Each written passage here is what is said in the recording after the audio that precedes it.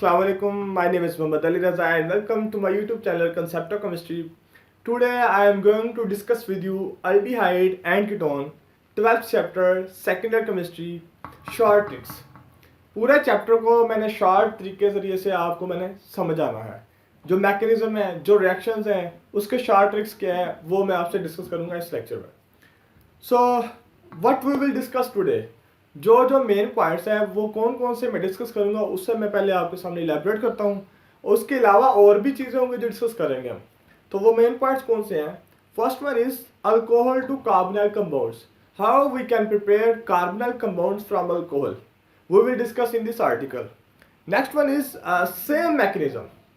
Same mechanism मैं आपको show कराऊंगा किस तरह जो carbonyl compound same mechanism show करते हैं। बेस कैटालाइज है ना, जो उसमें कौन कौन से आते हैं कंपाउंड, एक आता है रिएक्शन आपके पास, एक तो बेस कैटालाइज को सिंपल, वो तो आ गया simple. Next HCN hydrogen cyanide का जो केस है उसमें भी आपको मैकेनिज्म मैं सेम दिखाऊंगा जो बेस कैटालाइज का जनरल है, ठीक है, जिससे आपको याद करना आसान हो जाएगा। नेक्स्ट वन है सोडियम बाइसल्फाइड, इसका भी मैकेनिज्म इन दोनों जैसा ही है, ठीक है। नेक्स्ट वन है अल्डोल कंडेंसेशन, और इसका भी मैकेनिज्म मैं आपको सेम लिख कर दिखाऊंगा, जनरल का भी वही, हाइड्रोजन साइनाइड का भी वही और सोडियम बाइसल्फाइड का भी वही, ठीक है, जस्ट अ माइनर डिफरेंस के साथ बस। इसके बाद है एसिड कैटालाइज। एसिड कैटालाइसिस का जो जनरल मैकेनिज्म है वो क्या कहते हैं, सेम ही है अमोनिया डेरिवेटिव का मैकेनिज्म भी, ठीक है। बस आगे उसमें क्या थोड़ी सी आपने सिंप्लीफिकेशन करनी है, जो पॉजिटिव और नेगेटिव चार्ज आता है। बाकी इन तमाम के मैकेनिज्म अगर आपको समझ में आ जाते हैं, रिएक्शन समझ में आ गए, तो आपका 12th चैप्टर क्लियर हो जाता है।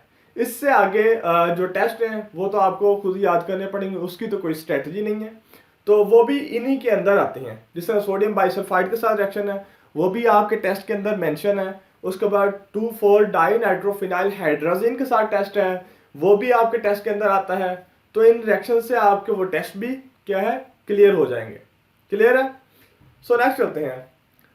Before starting the lecture, if you don't have subscribed my channel, so kindly do subscribe and like my page. And I am also running the Facebook and Instagram page with the same name, Concept of Chemistry, which you can search out by searching Concept of Chemistry. And I will also give you the links in the description from where you could be able to get reach these pages with just a one click. And what will be the benefit? The benefit will be that there you could be able to have to reach the complete lectures of FSC chemistry soon inshallah. So come to the lecture. सबसे पहले है alcohol से carbonyl compounds. मतलब पहले आपके जो chapter 12 में वो कहा गया कि प्रिपरेशन लिखो कार्बोनाइल कंपाउंड्स की, तो वो कौन सी है? मैं जनरल रिएक्शन बता रहा हूँ, आपने उसमें क्या है बस कंडीशंस याद कर लेनी है और आपका क्या है प्रिपरेशन हो जाएगी क्लियर, ठीक है। सो चलते हैं। इधर मैंने वर्ड लिखा है अल्डोल, अल्ड से अल्डिहाइड और ओल से अल्कोहल। मतलब के अगर अल्कोहल की करें ऑक्सीडेशन तो आपके पास आते हैं अल्डिहाइड। अल्डिहाइड मतलब कार्बोनाइल कंपाउंड्स। तो क्या पता चला कि अल्कोहल की आप ऑक्सीडेशन करें आपके पास कार्बोनाइल कंपाउंड्स आ जाते हैं। क्लियर है? सो रिएक्शन देखते हैं, उससे क्लियर हो जाएगा। अभी है मेथनॉल, इसकी जब ऑक्सीडेशन की ना तो क्या आ गया आपके पास CH2O प्लस H2O। ये कैसे बना है? ये ऑक्सीजन आपके पास एक हाइड्रोजन ये और एक हाइड्रोजन इससे लेगा H2 और ये ऑक्सीजन, वाटर निकल जाएगा, बाकी आपके पास आ जाएगा CH2O फॉर्मल्डिहाइड। इसी तरह इसमें एथेनॉल में और इसी तरह प्रोपेनॉल में। अच्छा, इधर पॉइंट क्या है? इधर पॉइंट ये है, अगर आपके पास एक कार्बन वाला अल्कोहल है तो आपके पास एक कार्बन वाला अल्डिहाइड या कार्बोनाइल कंपाउंड आएगा, वो क्या होता है फॉर्मल्डिहाइड। अगर आपके पास दो कार्बन वाला एथेनॉल है, दो कार्बन वाला अल्कोहल है, तो आपके पास दो कार्बन वाला ही कार्बोनाइल कंपाउंड आएगा और वो क्या है एस्टल्डिहाइड। अगर आपके पास 3 कार्बन वाला अल्कोहल है तो आपके पास 3 कार्बन वाला ही कार्बोनाइल कंपाउंड आएगा, वो क्या है कीटोन। तो हमें क्या पता चला, मेथनॉल से फॉर्मल्डिहाइड, एथेनॉल से एस्टल्डिहाइड और सेकेंडरी अल्कोहल से आपके पास आता है कीटोन। तो इनकी कंडीशंस आपकी बुक में मेंशन है, वो आप याद करें और आपकी ये प्रिपरेशन अल्डिहाइड, एस्टल्डिहाइड और कीटोन की क्लियर हो जाती है, ठीक है। सो नेक्स्ट चलते हैं। ये तो हमारा जनरल सा था। अब हमारा जो मेन है वो बेस कैटालाइज और एसिड कैटालाइज है, उसको स्टार्ट करते हैं। इससे पहले ना बेस कैटलाइज के मैकेनिज्म से पहले आपने जो बात याद रखनी है वो क्या है, वो है बेस क्या चीज होती है, OH, और एसिड किससे शो करते हैं, हाइड्रोजन से, H से। ठीक है, अब बेस ने रिएक्ट किसके साथ करना होता है, हाइड्रोजन के साथ। आपने एक बात याद ये रखनी है, OH को आपने हाइड्रोजन के साथ रिएक्ट करवाना है जो दूसरे कंपाउंड में होगा, मतलब जिसके साथ रिएक्ट कर रहा होगा, तो आपने बनाना है वाटर। बाकी जो पीछे रह जाएगा वो आपका न्यूक्लियोफिल है। ठीक है, ये आपने याद रखनी बेस कैटलाइसिस के केस में OH को आपने दूसरे कंपाउंड की हाइड्रोजन से रिएक्ट करवा कर वाटर रिमूव करवा देना है, बाकी जो रह जाएगा वो आपका न्यूक्लियोफिल है। ठीक है, ये हमें रिएक्शन से भी समझ लग जाएगी। अभी है बेस, ये आपके पास H बॉन्ड NU न्यूक्लियोफिल के साथ हाइड्रोजन है, ये बेस, ये जनरल मैकेनिज्म है। OH ने H के साथ रिएक्ट किया, वाटर बना दिया, पीछे क्या रह गया आपके पास, न्यूक्लियोफिल। फिर न्यूक्लियोफिल अटैक करेगा किस पे, कार्बोनिल कंपाउंड्स पे, जो हमने करवाना है। मेन ऑब्जेक्टिव तो हमने न्यूक्लियोफिल का कार्बोनिल कंपाउंड पे अटैक करवाना है ना, ये हमने पहले थोड़ी प्रिपरेशन की है, फिर हम न्यूक्लियोफिल को अटैक करवाते हैं कार्बोनिल कंपाउंड पे। यह न्यूक्लियोफिल ने इलेक्ट्रोफिलिक कार्बन पर अटैक किया। अब चूंकि कार्बन पहले ही 4 बॉन्ड बना चुका था, तो उसने ऑक्सीजन ये वाला बॉन्ड इधर शिफ्ट कर लिया, तो ऑक्सीजन पर नेगेटिव आ गया और ये न्यूक्लियोफिल इस कार्बन के साथ इधर अटैच हो गया और बाकी 2 हाइड्रोजन। ठीक है, अब नेक्स्ट स्टेप में, अच्छा इधर एक और पॉइंट इसको याद रखने का, आपके पास फर्स्ट रिएक्शन में जो प्रोडक्ट आए ना 2, न्यूक्लियोफिल को आपने सेकंड रिएक्शन में अटैक करवाना है और वाटर को आपने थर्ड में अटैक करवाना है। ठीक है, न्यूक्लियोफिल मैंने सेकंड में अटैक करवाया, वाटर को मैं थर्ड में अटैक करवाता हूं इसके साथ, तो ये मैंने वाटर को अटैक करवाया, हाइड्रोजन जाएगा इसके पास, OH बन जाएगा और बाकी आपके पास सेम ऐसे ही लिख देना आपने। और ये जो हाइड्रोक्साइड आयन है ये OH नेगेटिव आयन की फॉर्म में रिलीज हो जाएगा, जो मैंने मतलब OH नेगेटिव शुरू में ऐड करवाया तो वो मुझे एंड पर मिल गया है। तो ये जनरल मैकेनिज्म है, यही जनरल मैकेनिज्म हाइड्रोजन साइनाइड, यही जनरल मैकेनिज्म सोडियम बाइसल्फाइड, यही जनरल मैकेनिज्म अल्डोल कंडेंसेशन में यूज करेंगे हम, और सेम एज इट इज ही होगा वो भी इंशाल्लाह। अगर आप पूरा लेक्चर देखें तो आपको 12 चैप्टर इंशाल्लाह क्लियर हो जाएगा। सो नेक्स्ट चलते हैं, अब एडिशन ऑफ हाइड्रोजन साइनाइड का केस देखते हैं। पहले मैं एक रिएक्शन लिखता हूँ एक कंपाउंड के लिए, फिर हम मैकेनिज्म पे चलेंगे। मैं एस्टल्डिहाइड, कीटोन, फॉर्मल्डिहाइड तीनों को डिस्कस नहीं करूंगा, जस्ट एक कार्बोनिल उठाऊंगा, उसी के लिहाज से आपको मैं इलेबोरेट करूंगा। क्लियर है? तो मैंने लिया है एस्टल्डिहाइड, एस्टल्डिहाइड के हाइड्रोजन साइनाइड के साथ रिएक्ट किया। अब इस रिएक्शन में आपने क्या देखना है, लेफ्ट साइड को सेम एज इट इज लिखना है। ये लेफ्ट साइड है इसकी, इसको मैंने एज इट इज लिख दिया। फिर क्या चेंजिंग आनी है, ये हाइड्रोजन इस ऑक्सीजन के पास जाएगा OH, और ये साइनाइड इस कार्बन के साथ इधर डायरेक्टली अटैच हो जाएगा, तो ये आपके पास सायानोहाइड्रिन आ जाएगा। क्लियर है? ये मैंने जस्ट एस्टल्डिहाइड के केस में डिस्कस किया बस। फॉर्मल्डिहाइड का भी ऐसा ही है और कीटोन का भी ऐसा ही है। Same reaction for the formaldehyde and ketone. ठीक है, that I already discuss with you. So next चलते हैं, मेन हमारा मैकेनिज्म है, और ये आप देखना बेस कैटालाइसिस के सेम एज इट इज वही मैकेनिज्म है। ठीक है, बस क्या है, न्यूक्लियोफिल की जगह आपने हाइड्रोजन साइनाइड को यूज करना है, बाकी वो वही है स्टेप। क्लियर? पहला OH हाइड्रोजन के साथ अटैक किया, वाटर बना दिया, बाकी पीछे क्या रह गया, साइनाइड, और ये आपका न्यूक्लियोफिल है। 2 प्रोडक्ट आ गए, न्यूक्लियोफिल को सेकंड में अटैक कराओ, वाटर को थर्ड में अटैक कराओ, मैकेनिज्म क्लियर। साइनाइड को अटैक कराऊंगा मैं एस्टल्डिहाइड के साथ, क्योंकि एस्टल्डिहाइड का मैंने रिएक्शन लिखा है ना ऊपर, तो एस्टल्डिहाइड के साथ अटैक करवाया। फिर उसी तरह सेम जनरल मैकेनिज्म की तरह ऑक्सीजन इधर नेगेटिव हो जाएगा, बॉन्ड शिफ्ट करेगा, और ये साइनाइड इस कार्बन के साथ डायरेक्ट अटैच हो जाएगा इधर। थर्ड स्टेप में वाटर को ऐड कराऊंगा मैं, ये हाइड्रोजन इसके साथ चला जाएगा, और OH जो है हाइड्रोक्साइड आयन की फॉर्म में रिजनेट हो जाएगा। ये जनरल मैकेनिज्म है, ये मैकेनिज्म है उसका हाइड्रोजन साइनाइड के केस में, और ये सेम एज इट इज है जिस तरह जनरल मैकेनिज्म है बेस कैटालाइसिस का। इधर तक क्लियर है? नेक्स्ट चलते हैं, एडिशन ऑफ सोडियम बाइसल्फाइड का केस, NaHSO3। इसमें आपने aqua solution of sodium bisulphide के साथ रिएक्ट करवाना है। लेफ्ट साइड आपने वैसे की वैसे लिख देनी है, ये मैंने लेफ्ट साइड लिख दी। राइट साइड पे क्या करना है, जिस तरह हाइड्रोजन साइनाइड के केस में किया है, हाइड्रोजन आ जाएगा इस ऑक्सीजन के पास, OH बना देगा, बाकी जो है NaSO3 ये इधर आ जाएगा SO3Na। इसको आपने NaSO3 नहीं लिखना, गलत हो जाएगा, आपने इसको SO3Na लिखना है। इसकी रीजन मैंने एडिशन ऑफ बाइसल्फाइड वाले आर्टिकल में मैंने डिस्कस की है, क्यों लिखना है इस तरह। ठीक है, इधर मैंने एस्टल्डिहाइड का केस डिस्कस किया, फॉर्मल्डिहाइड का भी ऐसा ही है और कीटोन का भी सेम ऐसा ही रिएक्शन है। अब हम आते हैं मैकेनिज्म की तरफ। इसमें ना जस्ट फर्स्ट स्टेप डिफरेंट है, वो भी डिफरेंट नहीं है, वो भी आप देखेंगे वो आपको समझ लग जाएगी कैसे। अब चूंकि हम रिएक्शन करवा रहे हैं एक्वस सोडियम बाइसल्फाइड के साथ, मतलब जब उसको एक्वस सॉल्यूशन बनाएंगे तो वो आयनाइज हो जाएगा, प्लस और माइनस आयन में चेंज हो जाएगा। तो इसमें प्लस और माइनस आयन कौन सा, हाइड्रोजन जो है ये मतलब डिवाइड हो जाएगा, डिस्ट्रीब्यूट हो जाएगा अलग, और बाकी आपके पास रह जाएगा SO3Na। जिस तरह हम बेस कैटलाइज में करते थे, OH को अटैक करवाकर हाइड्रोजन निकालते थे, इधर वो एक्वस सॉल्यूशन है तो वो खुद ब खुद प्रोटॉन रिलीज कर रहा है, तो हमें बेस को अटैक करवाने की जरूरत ही नहीं है जब हमारा काम ऐसे ही हो रहा है। ठीक है, तो हमारे पास दो प्रोडक्ट आ गया सेम वही, न्यूक्लियोफिल को अटैक कराऊंगा सेकंड रिएक्शन में, और जो सेकंड प्रोडक्ट है उसको मैं थर्ड रिएक्शन में अटैक करवाऊंगा। क्लियर है? अब ये है मेरे पास न्यूक्लियोफिल।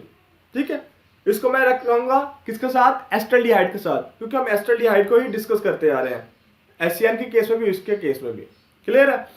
अब क्या होगा, सेम उसी तरह ऑक्सीजन ये बॉन्ड शिफ्ट करेगा, ऑक्सीजन नेगेटिव हो जाएगा और ये न्यूक्लियोफिल कार्बन के साथ डायरेक्ट अटैच हो जाएगा SO3Na की फॉर्म में। थर्ड रिएक्शन जो मैंने पहले बताया कि थर्ड में आपने इस हाइड्रोजन जो प्रोटॉन है इसको अटैक करवाना है। ये हाइड्रोजन आया, इस पर पॉजिटिव चार्ज है, इसको इलेक्ट्रॉन की जरूरत है, ऑक्सीजन के पास मौजूद है, तो ये हाइड्रोजन इसके साथ चला जाएगा और आपके पास आ जाएगा हाइड्रोक्साइड। ठीक है, OH आ जाएगा। तो ये मैकेनिज्म है किसका, सोडियम बाइसल्फाइड का। तो अभी तक हमने हाइड्रोजन साइनाइड, सोडियम बाइसल्फाइड और जनरल मैकेनिज्म देखा है बेस कैटालिसिस। तो ये तीनों जो है मैकेनिज्म सेम है और रिएक्शन की मैंने स्ट्रेटेजी बनाई है किस तरह आप उसको याद रख सकते हैं। अब आती है अल्डोल कंडेंसेशन की बारी। अल्डोल कंडेंसेशन क्या है, इसके लिए कंडीशन होती है क्या, only alpha hydrogen possessing aldehyde and ketone will give this reaction. अगर अल्फा हाइड्रोजन होगा तो ये रिएक्शन होगा, अगर नहीं तो फिर ये रिएक्शन नहीं होगा। ठीक है, इसकी मैं पहले एग्जांपल देता हूं। हम एस्टल्डिहाइड को डिस्कस करते आ रहे हैं तो एस्टल्डिहाइड को ही डिस्कस करेंगे। दो आइडेंटिकल कंपाउंड्स रेड करते हैं, एक पहला जो कंपाउंड है वो आप एज इट इज लिखोगे, सेकंड का आप अल्फा हाइड्रोजन ना ये वाला इसको ओपन करके लिख लें या ऐसे लिख लें, अगर आपके कंसेप्ट क्लियर हो। अगर कंसेप्ट नहीं क्लियर तो उसको आप ओपन करके भी लिख सकते हैं। होगा क्या, चेंजिंग क्या होगी, अल्फा हाइड्रोजन उठकर इधर ऑक्सीजन के पास आ जाएगा, फिर इधर क्या है बॉन्ड बन जाएगा इनके दरमियान। ये देखो CH3 बॉन्ड CH, इधर H आया तो OH बन गया, फिर इधर से हाइड्रोजन कम हो गया CH2 रह गया, ये bond CH2 bond C double bond oxygen bond hydrogen. अभी ये कंडेंसेशन नहीं हुई, ये अल्डोल एडिशन है। कंडेंसेशन तो उस वक्त होगी ना जब वाटर रिलीज होगा, फिर हम इसमें से वाटर रिलीज करेंगे तो हमारे पास अल्डोल कंडेंसेशन हो जाएगी। क्लियर है? अब ये आपके पास आ गया कंपाउंड ये वाला। अब वाटर कहां से रिलीज करवाना है, वाटर आपने कार्बोनिल कंपाउंड्स के लिहाज से उसके रेफरेंस से जो अल्फा और बीटा पोजीशन बनती है ना, वहां से आपने हाइड्रोजन और हाइड्रोक्साइड आयन निकलवाने हैं। वो कैसे, इससे जाएगा हाइड्रोजन और ये बीटा से OH जाएगा, तो OH और ये हाइड्रोजन H2O बन जाएगा, तो अल्फा और बीटा के दरमियान डबल बॉन्ड आ जाता है फिर। ठीक है, तो इसे कहते हैं क्रोटोन अल्डिहाइड। क्लियर है? तो ये था अल्डोल कंडेंसेशन का रिएक्शन, एडिशन और कंडेंसेशन। अब हम आते हैं किस पर, मैकेनिज्म की तरफ। मैकेनिज्म क्या है, सेम बेस कैटालिसिस वाला। OH ने अटैक किया, अब इधर देखिए ना दो आपके पास है एस्टल्डिहाइड। अब मैं कहता हूं एक एस्टल्डिहाइड रिएक्टेंट है, दूसरा एस्टल्डिहाइड क्या है, वो रिएजेंट है जिसने अटैक किया। तो मैं एक एस्टल्डिहाइड को अटैक कराता हूं किसके साथ, OH के साथ, ताकि इसमें से न्यूक्लियोफिल को अलग करूं। सेम वही OH ने हाइड्रोजन के साथ रिएक्ट किया, वाटर, बाकी आपके पास ये न्यूक्लियोफिल।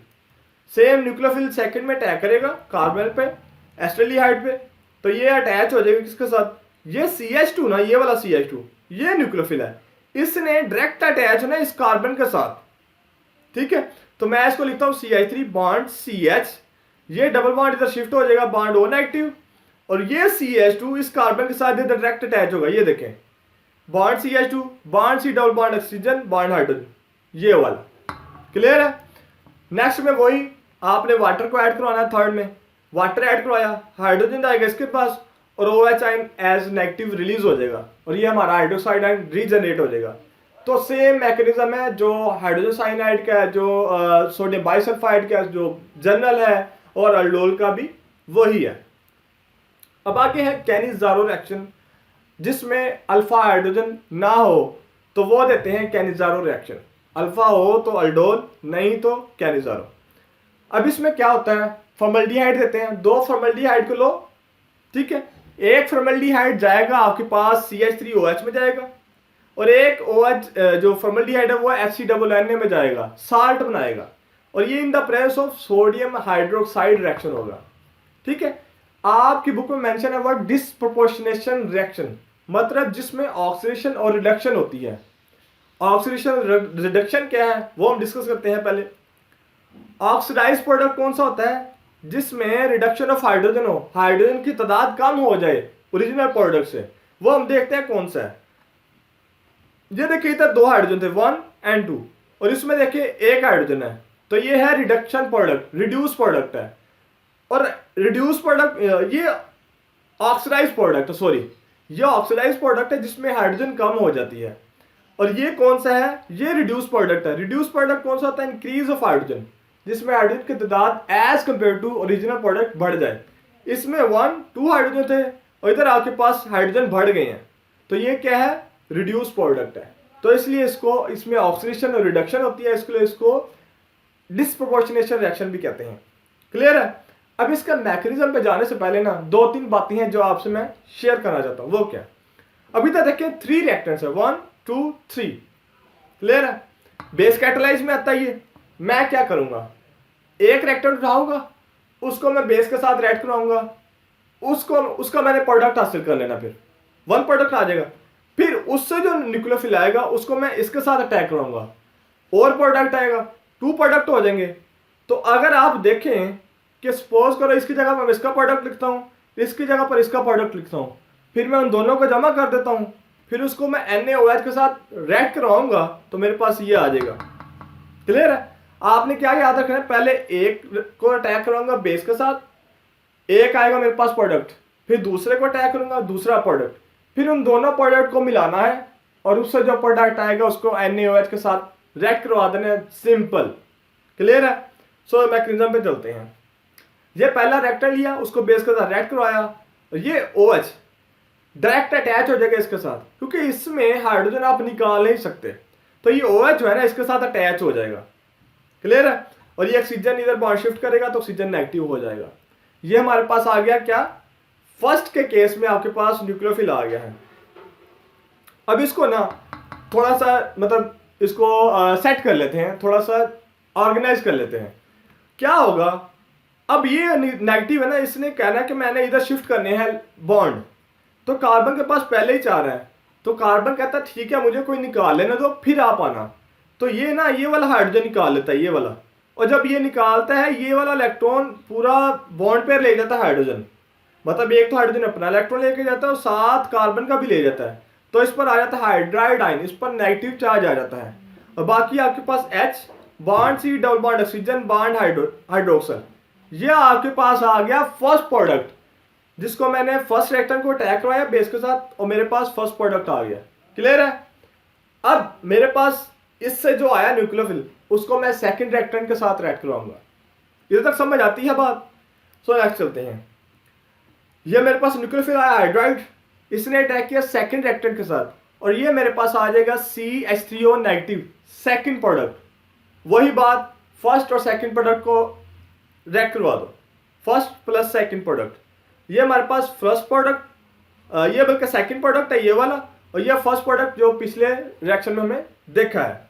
अब क्या होगा, ये बेस है, इसके पास का इलेक्ट्रॉन ज्यादा है, और ये हाइड्रोजन, बेस हाइड्रोजन को अट्रैक्ट करेगा, इधर चला जाएगा, CH3OH बन जाएगा ये, और इसके पास H bond C double bond bond oxygen negative, ये रह जाएगा बाकी।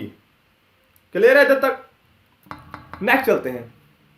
दोनों प्रोडक्ट को अटैक करवाया, फिर जो आया प्रोडक्ट उसको NaOH के साथ अटैक करवाया, जैसा मैंने पहले डिस्कस किया है।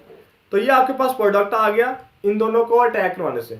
इसको मैंने अटैक करवाया NaOH के साथ, तो क्या होगा, ये Na इसके साथ चला जाएगा, और OH जिस तरह बेस कैटालाइसिस में रीजनरेट होता है वैसे ही रीजनरेट हो जाएगा। तो इस तरह आपके पास एक प्रोडक्ट ये आ जाएगा और एक ये साल्ट। तो ये है कैनिज़ारो रिएक्शन। आगे है जी हालो फॉर्म रिएक्शन, ठीक है, उसको हम डिस्कस करते हैं। पहले है आपकी बुक में मेंशन किसके लिए, एस्टल्डिहाइड और कीटोन के लिए, तो कौन कौन से हालो फॉर्म देते हैं। हालो फॉर्म क्या होता है ये भी मैं डिस्कस करता चलूँ। हालो फॉर्म वो होता है जब आप मीथेन में से 3 हाइड्रोजन की जगह 3 हैलोजन ऐड करवाएं तो उसे कहते हैं हालो फॉर्म। जिस तरह मीथेन का फॉर्मूला है क्या, CH4, इसमें से 3 हाइड्रोजन निकालें, क्या बन जाता है CH, और उसमें 3 क्लोरीन ऐड करवा दें CHCl3, उसे कहते हैं क्लोरोफॉर्म, ठीक है। तो इसी से वर्ड निकला है हालो फॉर्म। एस्टल्डिहाइड और कीटोन के लिए एक कंडीशन है, वो कंडीशन क्या है वो याद रख लो, आप जो रिएक्शन लिखना चाहो लिख सकते हो, लेकिन वो उस कंडीशन को फुलफिल करता हो। क्लियर है? वो कंडीशन क्या है, alpha carbon methyl should be attach. कहता है कार्बनल कार्बन के साथ जो अल्फा कार्बन है वो मिथाइल होना चाहिए, CH3 होनी चाहिए, फिर वो रिएक्शन दे जाए हालो फॉर्म। ये कार्बनल कंपाउंड्स के केस में है, वो एस्टर्ली हो वो कीटोन हो, ठीक है। तो उस केस में क्या है, ये कंडीशन फुलफिल हो तो हालो फॉर्म होता है, अगर नहीं तो फिर नहीं। इस तरह ये केस लिखा है एस्टल्डिहाइड का, ये कार्बनल कंपाउंड, इसके साथ अल्फा कार्बन कौन सा ये वाला, और वो चूंकि मिथाइल या CH3 है तो ये रिएक्शन देगा हालो फॉर्म, ठीक है। और इसमें आपके साथ जो रिएक्टेंट है ना वो सेम रहते हैं और प्रोडक्ट भी सेम रहते हैं, बस ए प्रोडक्ट का डिफरेंट आता है, वो भी मैं उसका भी मैं आपको एक क्लू बताऊंगा, वो भी क्लियर हो जाएगा, ठीक है। आयोडीन और सोडियम हाइड्रोक्साइड की मौजूदगी में रिएक्शन होता है। ये प्रोडक्ट आपके ना ये तीनों सेम रहते हैं, CHI3, सोडियम आयोडाइड और वाटर। अगर आयोडीन का केस है तो अगर क्लोराइड हो तो फिर सोडियम क्लोराइड हो जाता है, मतलब जो भी हैलोजन हो उसके साथ इधर जो है वो हैलोजन आ जाएगा, ठीक है। इधर आपके पास आ जाएगा जी साल्ट HCOONA, किसी केस में आपके पास इधर CH3COONA आता है और किसी केस में आपके पास HCOONA आता है। उसका क्या सिनेरियो है, अगर आपके पास कार्बन कार्बन के साथ दोनों तरफ अल्फा कार्बन मिथाइल हो तो आपने इधर लिखना है CH3COONA। अगर अल्फा कार्बन के एक साइड पर एक अल्फा मिथाइल ग्रुप हो तो फिर आपने HCOONA लिखना है। क्लियर है ये पॉइंट? ये था एस्टल्डिहाइड कीटोन के केस। नेक्स्ट डिस्कस करते हैं अल्कोहल का केस जो आपकी बुक में मेंशन है। उसमें आपकी बुक में ये कहा गया है कि अगर हाइड्रोक्सी हो सेकेंडरी अल्कोहल में सेकंड कार्बन पर तो वो देता है हालो फॉर्म। अब उसने तो ये कह दिया बुक ने, हमें ये पता करना है कि क्यों सेकंड कार्बन पर ये क्यों कहा है। वो मैं आपको कंडीशन बताता हूं जिससे आपको ये क्लियर हो जाएगा और आप डिटरमाइन कर सकेंगे कौन सा अल्कोहल दे सकता है और कौन सा नहीं दे सकता, ठीक है। You will be then capable to determine that which alcohol will give the haloform और not. Okay, so come to lecture. Condition क्या है इसकी कंडीशन है beta carbon methyl should be attach. Carbonyl compound के case में alpha carbon methyl होना चाहिए और इस केस में आपके पास बीटा कार्बन मिथाइल होना चाहिए। बुक में ये मेंशन है पहले, तो इसको हम अल्फा के नाम से याद कर लेते हैं, और ये बाद में मतलब बताया गया है बुक में, तो इसको हम बीटा के नाम से याद कर लेते हैं, ठीक है, एज ए क्लू। ये आप पॉइंट जेन में रख लें। अब इसमें हम देखेंगे अल्कोहल में बीटा कार्बन मिथाइल है या नहीं। ये आपके पास फंक्शन ग्रुप, ये अल्फा कार्बन, ये भी बीटा कार्बन, ये भी beta carbon, at least 1 beta carbon methyl होना चाहिए। अगर 2 है वो तो सोने पे सुहागा है, नहीं तो एटलीस्ट 1 बीटा कार्बन मिथाइल होना चाहिए। क्लियर है? तो वही रिएक्टेंट वही आयोडीन सोडियम हाइड्रोक्साइड, प्रोडक्ट भी वही CHI3 सोडियम आयोडाइड वाटर, और इधर आपके पास CH3COONA, और किसी केस में आपके पास इधर HCOONA का। वही सिनेरियो है, वही पॉइंट है। अगर अल्फा कार्बन के साथ दोनों बीटा कार्बन मिथाइल हैं तो आपके पास CH3COONA आएगा। अगर इस अल्फा कार्बन के दोनों साइड में से किसी एक साइड पर अल्फा कार्बन मिथाइल है, मतलब अगर एक अल्फा जो बीटा कार्बन मिथाइल है ना, तो फिर तो आपके पास आएगा HCOONA, और अगर दोनों बीटा कार्बन मिथाइल है तो फिर आपके पास CH3COONA, जिस तरह मैंने अल्फा कार्बन मिथाइल के केस में डिस्कस किया। क्लियर है इधर तक? अच्छा, इधर ये भी पॉइंट मैं क्लियर करता चलूं कि आपकी बुक में कहा गया सेकंड कार्बन पर OH हो तो वो देता है हालो फॉर्म, नहीं तो नहीं देगा। वो किस तरह, अगर OH इधर अटैच हो ना इसके साथ तो ये अल्फा कार्बन होगी, ये बीटा कार्बन होगी, जब भी ये गामा कार्बन होगी। क्लियर है? जब OH इधर जाएगा ना तो इसकी वैलेंसी सेटिस्फाई करोगे तो ये CH2 होगा। OH इधर अटैच करो और बाकियों की वैलेंसी सेटिस्फाई करो तो बीटा कार्बन आप देखोगे CH2 होगा, मतलब बीटा कार्बन मिथाइल नहीं होगा उस केस में, तो इसलिए वो आपको हल फॉर्म नहीं देता। और यही वजह है कि आपकी बुक में मेंशन है when hydroxy will be placed on the second carbon in the secondary alcohol then it will give the hollow form reaction, otherwise it will not give the hollow form reaction. Is it clear now? So next चलते हैं acid catalyse पे। Acid catalyse में क्या करना है, हमने carbon को electrophile बनाना है ज्यादा ताकि न्यूक्लियोफिल अटैक कर जाए और सक्सेसफुल हो। एसिड कहते हैं हाइड्रोजन को, बेस कहते हैं OH को, जैसा हमने डिस्कस भी किया है। इसने अटैक किया ऑक्सीजन पर क्योंकि ऑक्सीजन के पास इलेक्ट्रॉन होते हैं। ये आया आपके पास, ऑक्सीजन में पॉजिटिव चार्ज हो जाता है क्योंकि ऑक्सीजन इसको लोन पेयर देता है और जो लोन पेयर देता है उसको पॉजिटिव चार्ज आ जाता है, और ये आपके पास आ गया OH। ऑक्सीजन पॉजिटिव साइन बर्दाश्त नहीं करता, वो क्या करेगा, ये वाला इलेक्ट्रॉन उठा लेगा अपने पास, जो उसने उधार दिया हो तो वापस ले लेगा। तो जब देगा तो कार्बन के पास रह जाएंगे फिर कितने, 3 बॉन्ड। अब कार्बन जो है ना वो पार्शियल पॉजिटिव हो गया। पार्शियल पॉजिटिव कैसे हो गया, ऑक्सीजन जब इधर से बॉन्ड शिफ्ट किया है ना तो इधर कार्बन का भी एक इलेक्ट्रॉन ले गया है। अब कार्बन के पास 3 इलेक्ट्रॉन बचे हैं, मतलब ये इलेक्ट्रॉन डेफिशिएंट हो गया। पहले इसके पास 4 थे, अब 3 रह गए, इलेक्ट्रॉन डेफिशिएंट हो गया है। क्लियर है? अब क्या होगा, जब ये इलेक्ट्रॉन डेफिशिएंट हो गया, बुक में आपका ये सारा ना एक ही रिएक्शन लिखा है और मैंने इसको 2 स्टेप में लिखा ताकि ओपन करके आपको समझ भी लग जाए। थर्ड स्टेप में क्या होगा, न्यूक्लियोफिल अटैक करेगा। न्यूक्लियोफिल अटैक करेगा, न्यूक्लियोफिल बॉन्ड सी, ये डबल बॉन्ड पहले मौजूद है, ये बॉन्ड OH, ये आ जाएगा आपके पास। तो एसिड कैटालाइज का क्या याद रखना है आपने, हाइड्रोजन को अटैक करवाना है, और बेशक आप इसको डायरेक्ट यही लिख दें, बॉन्ड ट्रिपल बॉन्ड कार्बन के साथ, कार्बन में प्लस चार्ज और साथ में OH, ठीक है। इलेक्ट्रोफिलिक कार्बन जो स्ट्रॉन्गर इलेक्ट्रोफिल बन गया हो हाइड्रोजन के अटैक की वजह से, प्रोटॉन के अटैक की वजह से बल्कि, ठीक है। और थर्ड में आपने न्यूक्लियोफिल को अटैक करवाना है। क्लियर है तक? नेक्स्ट चलते हैं हम, पॉलीमराइजेशन ऑफ फॉर्मल्डिहाइड आपकी बुक में मेंशन है ये, इसको याद कैसे करना है। जब 3 मॉलिक्यूल्स ऑफ फॉर्मल्डिहाइड हो तो उसको हम अगर एटम्स की फॉर्म में लिखे तो क्या होता है, 6 हाइड्रोजन है इसमें, 3A और 3A, 6 हाइड्रोजन, 3 कार्बन है और 3 ही ऑक्सीजन है। ऐसे ही है। मैं क्या करता हूं, ऊपर ऑक्सीजन लिखता हूं, इधर ऑक्सीजन लिखता हूं, इधर ऑक्सीजन लिख लेता हूं। क्लियर है? और इनके दरमियान मैं CH2 लगा देता हूं, इन दोनों के दरमियान CH2 लगाता हूं, इधर भी CH2, इधर भी CH2, इधर भी CH2, और आपके पास क्या आ जाएगा, मेटा फॉर्मल्डिहाइड इस तरह। क्लियर है? और ये हो गया H2SO4 की मौजूदगी में। अब नेक्स्ट हम देखते हैं एस्टल्डिहाइड के केस में। इसमें क्या है, इसमें आपके पास 3 और ये 3, 6 कार्बन, 6 कार्बन बनेंगे इधर, और आपके पास 3, 3, 9, 9 और ये 1, 10 हाइड्रोजन बनेंगे आपके पास, और आपके पास क्या है, ऑक्सीजन कितनी है, 3 ऑक्सीजन, ठीक है। अब सेम उसी तरह आप ऑक्सीजन को पहले उसी तरह प्लेस करो जिस तरह मेटा फॉर्मल्डिहाइड में प्लेस किया, इधर ऑक्सीजन, इधर ऑक्सीजन और इधर ऑक्सीजन। क्लियर है? फिर उसी तरह आप इधर भी एक कार्बन लगाओ, इधर एक कार्बन, एक इधर कार्बन और एक इधर कार्बन, फिर देखो सेटिस्फाई होते हैं या नहीं। अगर अब भी कार्बन कुछ बचते हैं तो आप एक कार्बन इसके साथ फर्दर अटैच करो, इसके साथ भी फर्दर अटैच करो, इसके साथ भी फर्दर अटैच करो, फिर आप इनकी वैलेंसी सेटिस्फाई कर दो, आपके पास ऑटोमेटिकली पैरा फॉर्मल्डिहाइड बन जाएगा, और ये होगा H2SO4 की मौजूदगी में। क्लियर है? ये था पॉलीमराइजेशन। अब नेक्स्ट चलते हैं हम अमोनिया डेरिवेटिव के केस में। अमोनिया डेरिवेटिव के रिएक्शन याद रखने का जो तरीका है ना वो क्या है, आपने कार्बोनिल कंपाउंड को ऐसे अरेंज कर लेना है और इधर आपने लिखना है अमोनिया डेरिवेटिव। अमोनिया डेरिवेटिव में H2 होगा लाजमी, उस H2 को ना आपने ऑक्सीजन के अपोजिट रख देना है, मतलब उसके सामने रख देना है, और बाकी को आपने उसके पीछे ले जाना है।